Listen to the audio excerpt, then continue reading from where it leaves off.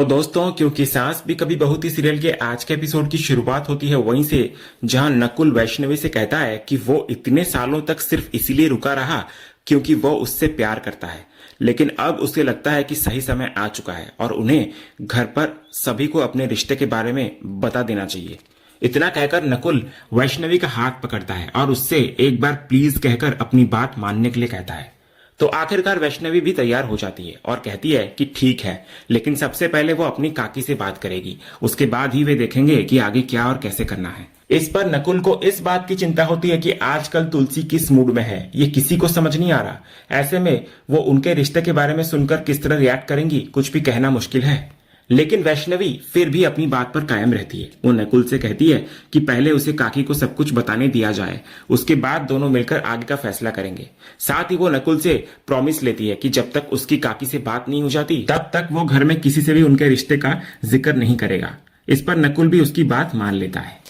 उधर दूसरी तरफ शांति निकेतन में करण और गौतम के बीच एक बार फिर बहस शुरू हो जाती है। करण गौतम को ताना कसते हुए कहता है कि कुछ देर पहले वो बड़े तेवर और गर्व के साथ बार बार कह रहा था कि तुलसी उसकी माँ है, लेकिन अब उसी की माँ ने क्या किया, अपने ही बेटों से इस घर में रहने का किराया मांग रही है और किराया न देने पर पुलिस से अरेस्ट करवाने तक की बात कर रही है। ये सुनकर गौतम गुस्से में उसके सामने आता है और कहता है कि बहुत हो गया उसका। वो कहता है कि करण ने हर बात पर ये तेरी माँ क्या लगा रखा है, जबकि इतने सालों तक वही तुलसी का सबसे लाडला बनकर घूमता रहा। गौतम अपने दिल में दबा पुराना दर्द भी बाहर निकाल देता है। वो कहता है कि सगा बेटा होने के बावजूद कई बार उसे खुद सौतेला फील होता था, जबकि करण तुलसी को अपनी सगी माँ से भी बढ़कर मानता था और तुलसी ने भी उसे हमेशा सिर पर चढ़ाकर रखा और हर जगह सबसे आगे रखा। लेकिन आज अचानक वही तुलसी सिर्फ उसकी माँ हो गई। गौतम फिर करण को बेहद स्वार्थी और मतलबी बताते हुए पास खड़ी दामिनी से बोलता है कि वो देखे करण कितनी जल्दी अपने रंग बदल रहा है। इसके बाद गौतम फिर करण से साफ कहता है कि तुलसी सिर्फ उसकी नहीं बल्कि करण की भी मां है। लेकिन करण ये बात सुनते ही भड़क जाता है। वो जोर देकर कहता है कि तुलसी उसकी मां नहीं है और वो ये बात एक बार नहीं बल्कि 1000 बार कह सकता है। वो कहता है कि जिस दिन तुलसी ने उसके बेटे की जान ली उसी दिन उसके और तुलसी के बीच मौजूद हर रिश्ता खत्म हो गया था। इस पर गौतम पलटकर बोलता है कि आज तो करण यही बोलेगा ना, क्योंकि जितना उसे तुलसी का इस्तेमाल करना था वो कर चुका है। यह सुनकर करण गुस्से में पूछता है कि आखिर गौतम कहना क्या चाहता है। तो गौतम पीछे नहीं हटता। वो कहता है कि क्या यह सच नहीं कि करण ने पूरी जिंदगी तुलसी का इस्तेमाल किया, उनका फायदा उठाया। वो कहता है कि आज करण जिस मुकाम पर खड़ा है उसमें तुलसी का बहुत बड़ा हाथ है। उन्होंने उसे अपनाया, उसे इस लायक बनाया और उसे एक परिवार दिया। गौतम उसे कुछ देर पहले तुलसी द्वारा किए गए हिसाब की भी याद दिलाता है। वो कहता है कि तुलसी माँ ने खुद बताया कि उन्होंने करण के लिए कितना कुछ किया, यहाँ तक कि उसके बिजनेस के लिए लोन तक लिया। अगर उस समय तुलसी माँ ने उसका हाथ नहीं पकड़ा होता तो शायद आज करण कहीं सड़क पर होता या अनाथों के बीच पड़ा होता। ये बात करण को अंदर तक चुभ जाती है और वो गुस्से में गौतम पर चिल्लाने लगता है। लेकिन गौतम भी उतनी ही तेज आवाज में कहता है कि बुरा लगा ना, बुरा तो लगेगा क्योंकि यही सच है। इसलिए आगे से तुलसी माँ के खिलाफ कुछ भी कहने से पहले करण को यह बात जरूर याद रखनी चाहिए। इस पर करण भी अपने अंदर दबा हुआ दर्द बाहर निकाल देता है। वो कहता है कि उसे सब कुछ याद है और वो अपनी हर सांस के साथ उस पुराने रिश्ते को याद करता है और इसी वजह से उसने कभी तुलसी को अपनी माँ से भी बढ़कर अपने भगवान की तरह माना था। लेकिन उसने कभी सोचा नहीं था कि उस भरोसे की इतनी बड़ी कीमत उसे अपने बेटे को खोकर चुकानी पड़ेगी।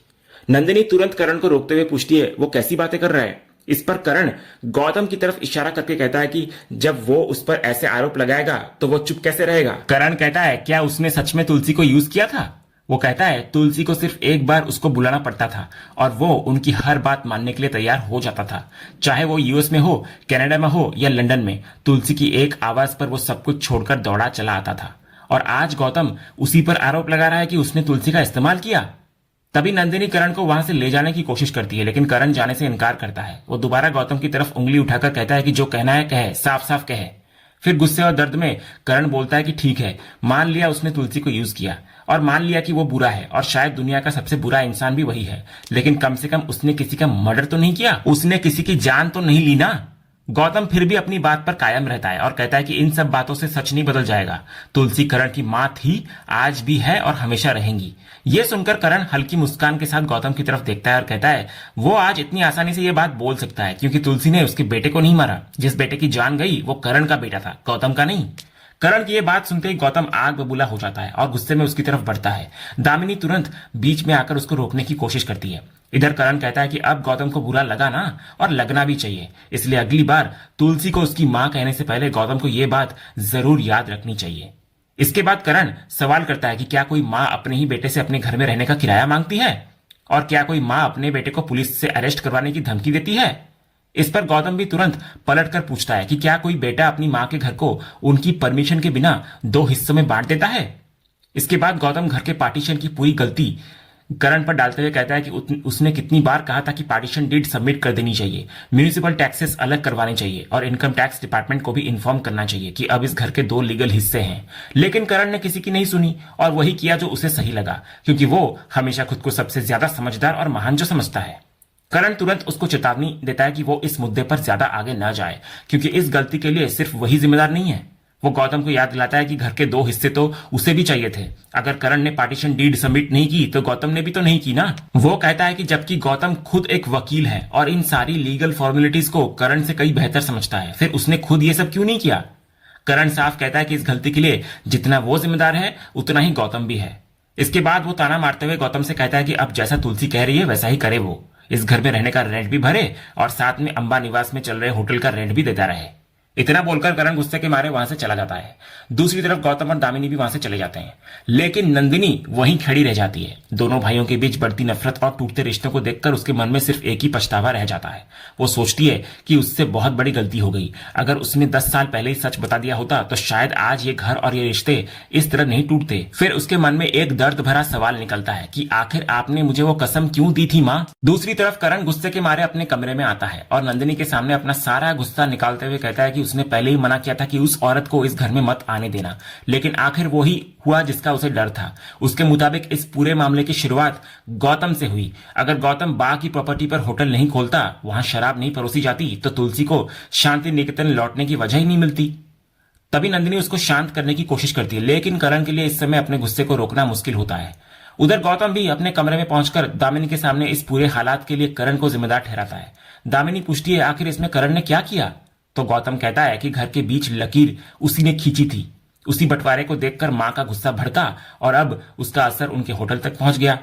गौतम के मुताबिक उनकी जिंदगी में जब भी कोई बड़ा प्रॉब्लम आता है उसके पीछे कहीं ना कहीं करण का हाथ होता है, करण की जिद होती है। इसलिए ये पूछने के बजाय कि करण ने क्या किया, ये पूछना चाहिए कि आखिर उसने क्या नहीं किया। इधर करण भी नंदिनी से बोलता है कि अगर वो सच में अपने गुस्से पर उतर आता तो शायद कुछ ऐसा कर बैठता जिसे कोई सहन ही नहीं कर पाता। वो कहता है कि नंदिनी उसके गुस्से और उसकी नफरत दोनों को अच्छी तरह जानती है।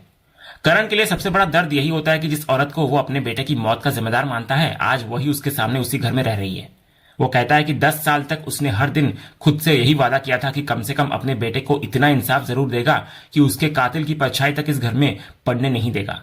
लेकिन अब तुलसी वापस आ चुकी है और करण इसका जिम्मेदार भी गौतम को मानता है। उधर गौतम दामिनी से साफ कहता है कि हाँ, उसने मां को इस घर में रहने के लिए कहा था और आगे भी कहेगा, क्योंकि आखिर वो उसकी मां है। 10 साल जेल काटने के बाद वो उन्हें धक्के खाने के लिए बाहर नहीं छोड़ सकता। वो कहता है कि तुलसी ने उसे इस दिन के लिए बड़ा नहीं किया था कि मुश्किल समय में वो उनका साथ छोड़ दे।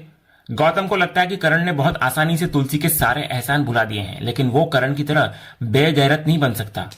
फिर गौतम दामिनी से पूछता है कि 10 साल बाद जब मां घर लौटी तो सबसे पहले उन्होंने क्या देखा। अपना ही शांति निकेतन 2 हिस्सों में बटा हुआ, जबकि पूरा परिवार जानता है कि अगर तुलसी मां यहां होती तो ये बंटवारा वो कभी होने ही नहीं देती।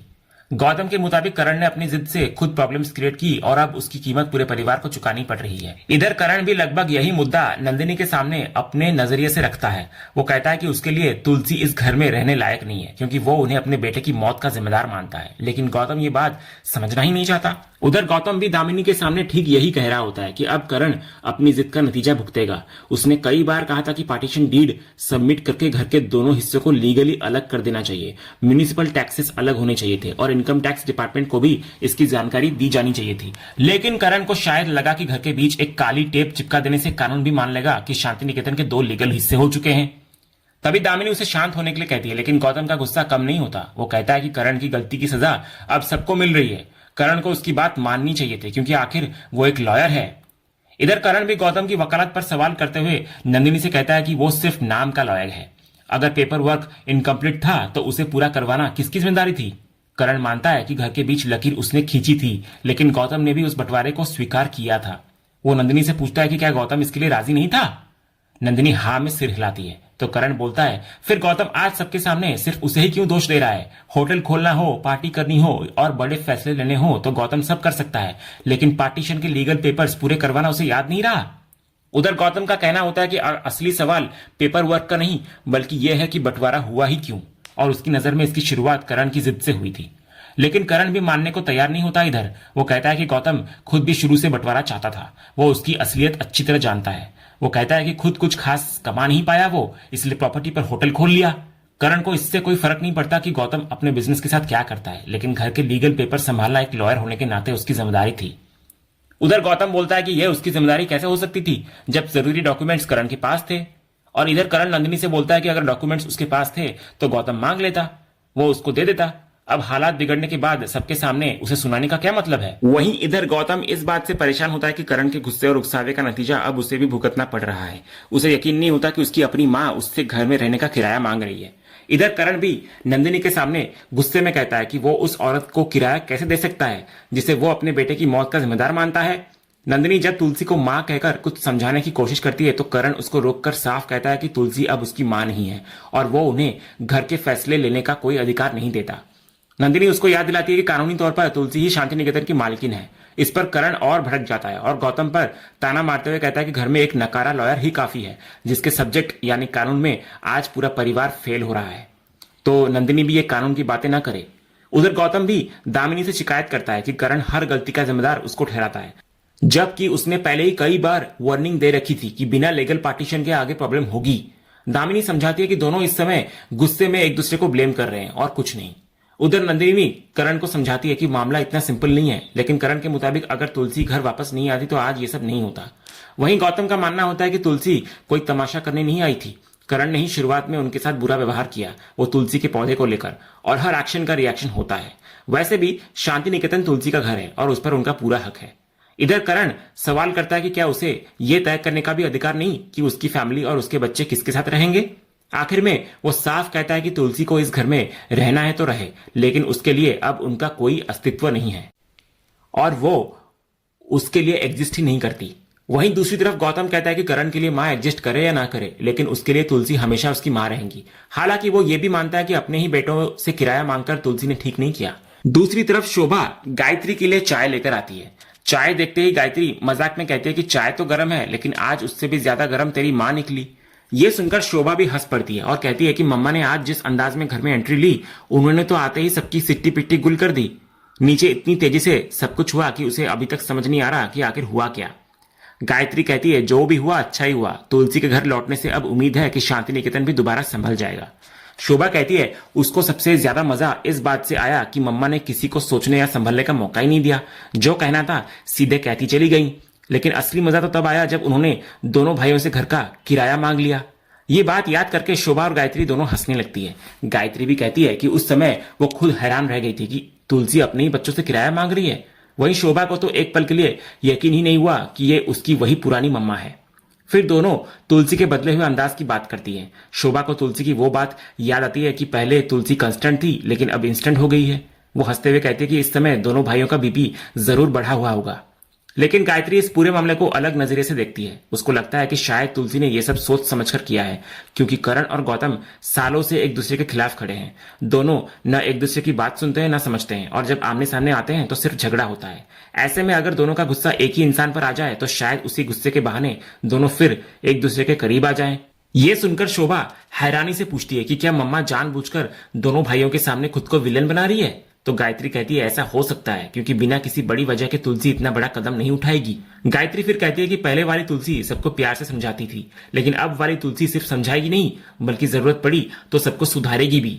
शोभा भी मानती है कि जो लोग इतने सालों से प्यार से नहीं सुधरे, शायद अब उन्हें ऐसे ही किसी बड़े झटके की जरूरत थी।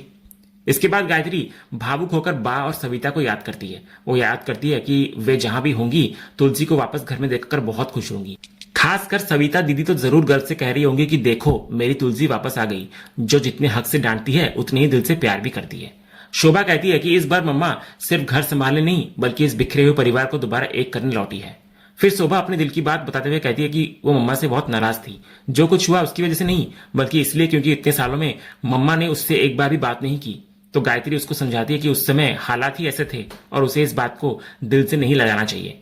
शोभा फिर बोलती है अब वो इस बात को दिल पर नहीं लगाएगी क्योंकि आज घर में जो हुआ उसे देखने के बाद उसका सारा गुस्सा गायब हो गया है। उल्टा वो इतनी खुश है कि बता भी नहीं सकती। फिर हंसते हुए कहती है कि आज उसकी मम्मा ने सच में कमाल कर दिया। इसके बाद अगले सीन में तुलसी किचन में आती है। महाराज जी मजाक में पूछते हैं कि अब चाय इस तरफ की रसोई से बनेगी या दूसरी तरफ से। तो तुलसी भी उसी अंदाज में कहती है कि चाय चाहे किसी भी तरफ से बने लेकिन किराया दोनों तरफ से आएगा। इतने साल बच्चों की सेवा और खातिरदारी करने के बाद अब बुढ़ापे में जाकर उसकी पगार मिलने वाली है। महाराज जी इस पर मुस्कुराकर कहते हैं कि अब तो दोनों तरफ के लोग सच में फंस गए। इसी दौरान गौतम, दामिनी और नकुल डाइनिंग टेबल पर खाना खाने आते हैं। गौतम दूर किचन में खड़ी तुलसी को देखकर दामिनी को कहता है कि मां को देखो आज तो बड़ी खुश नजर आ रही है। लेकिन दामिनी उसकी बात छोड़कर अपने जरूरी मुद्दे पर आ जाती है। वो नकुल से अपनी किटी पार्टी की दोस्त कोमल के बारे में पूछती है। नकुल कहता है कि वो किसी कोमल को नहीं जानता। तब दामिनी बताती है कि कोमल उसकी दोस्त है और उसका परिवार काफी बड़ा और संपन्न है, बहुत बड़े घराने से है। उनकी एक बेटी सानिया है जो सीए है और बहुत अच्छी लड़की है। अब नकुल समझ जाता है कि उसकी मां किस तरफ बात को ले जा रही है। दामिनी कहती है कि जिंदगी केवल काम और पार्टी में नहीं निकल सकती, इसलिए वो चाहती है कि नकुल एक बार सानिया से मिले। आगे अगर दोनों को एक दूसरे की कंपनी अच्छी लगे तो फैसला वे खुद कर सकते हैं। लेकिन नकुल साफ मना करता हुआ नजर आता है। वो कहता है कि उसे अभी ना किसी लड़की से मिलना है और ना ही शादी के बारे में सोचना है। दामिनी फिर भी उसको समझाती है कि लड़की और उसका परिवार दोनों बहुत अच्छे हैं। ये पूरी बातचीत किचन में खड़ी तुलसी सुन रही होती है। तभी वो महाराज जी से जानबूझकर ऊंची आवाज में कहती है कि आजकल बच्चों का रिश्ता तय करने से पहले उनसे पूछ लेना चाहिए।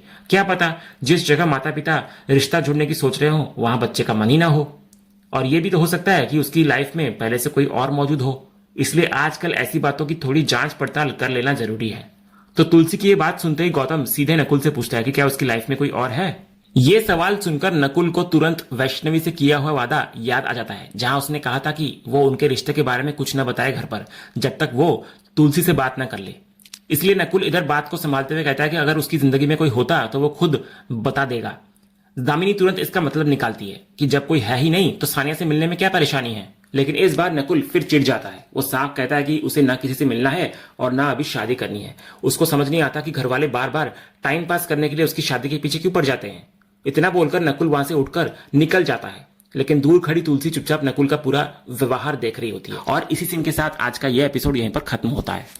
तो दोस्तों आज के एपिसोड पर आपकी क्या राय है? अपनी राय हमें कमेंट करके जरूर बताइए। अगर आप क्योंकि सांस भी कभी बहुती की हर नई अपडेट सबसे पहले देखना चाहते हैं तो हमारे इस चैनल को सब्सक्राइब करें और बेल आइकन को भी जरूर ऑन कर लें ताकि आने वाले कोई भी वीडियो आपसे मिस ना हो। फिलहाल आज के लिए बस इतना ही। हम फिर मिलेंगे अगले एपिसोड की एक और शानदार अपडेट के साथ। तब तक के लिए धन्यवाद।